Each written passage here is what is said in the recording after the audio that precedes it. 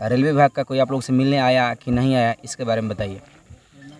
जी मैं बता दूं, स्वास्थ्य में हल्का गिरावट हुआ है, जिसके कारण थोड़ा सा पैर झंझनाहट और शरीर में थोड़ा सा दर्द हुआ है।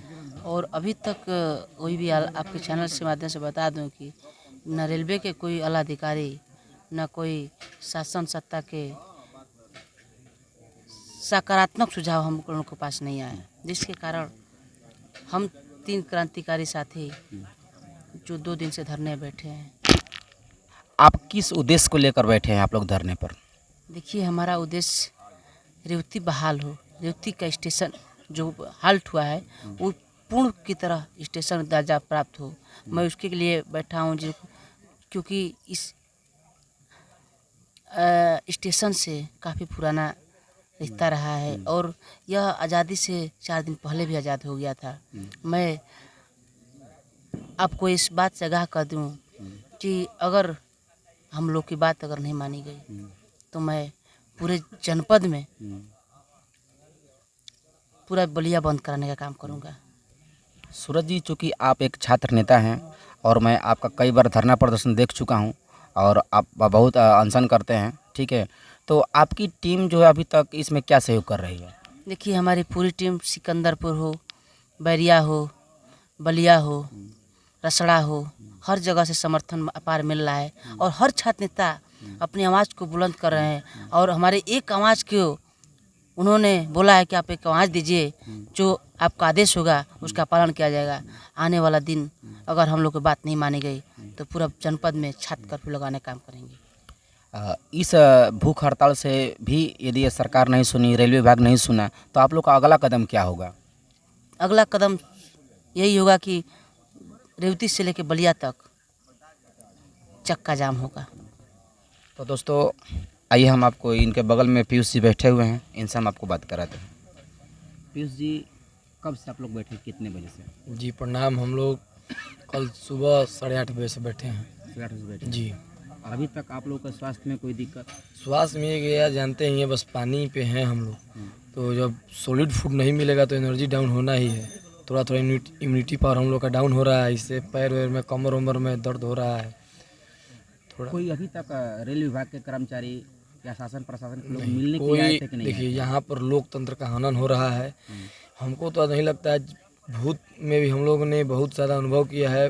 हम लोग धरना नहीं करते थे, लेकिन हम लोग अपने बड़े नेताओं को देखते थे कि जब भी वो प्रदर्शन पे बैठते थे तो उनके यहाँ पर जो उस विभाग के कर्मचारी चाहे प्रशासन जाती थी और एक लोकतंत्र को मजबूत करती थी अपने नियमानुसार। लेकिन यहाँ पर क्या है कि सब लोकतंत्र को मारने में लगे हैं, अपने ऑफिस में बैठ करके, और लोकतंत्र को एकदम मार रहे हैं। अभी तक कोई नहीं आया है, कोई नहीं आया अभी तक।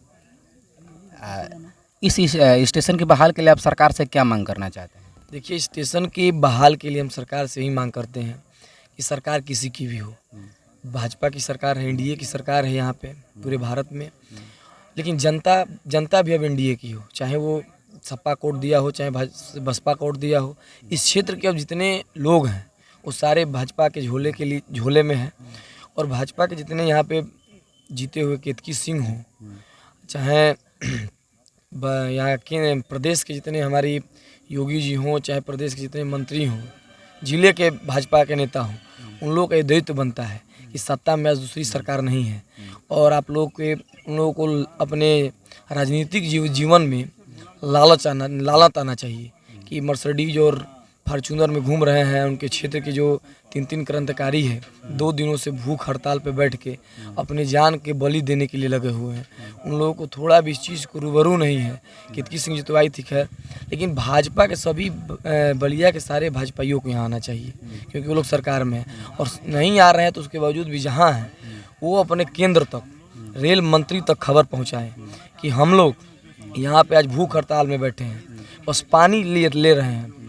और हमारे जो कमेटी है ये कह रहे कि आमरण अनशन, हम लोग इतने पुरुषार्थी हैं, बलिया के हम लोग युवा हैं, हम लोग इतने पुरुषार्थी हैं, ये साथी हम लोग इतने पुरुषार्थी हैं कि अगर 2-3 दिन के अंदर तो ऐसे ही हम चलेंगे। हम लोग ताकत है, भिरुग बाबा की धरती है, अगर आगे पानी भी छोड़ना पड़ेगा छोड़ के आमरण अनशन करेंगे। और आमरण अनशन के बाद वही बागी तेवर रहेगा और 20,000 लोगों के साथ प्रदर्शन करेंगे और ट्रैक को जाम करेंगे और दो दो हाथ करेंगे जिला प्रशासन के साथ भी और रेलवे के प्रशासन के साथ भी। दोस्तों इसके इनके बगल में बैठे हैं रेवती के सभासद वार्ड नंबर 2 के प्रत्याशी प्रतिनिधि, तो आइए हम इनसे भी इनका विचार जान लेते हैं। बताइए।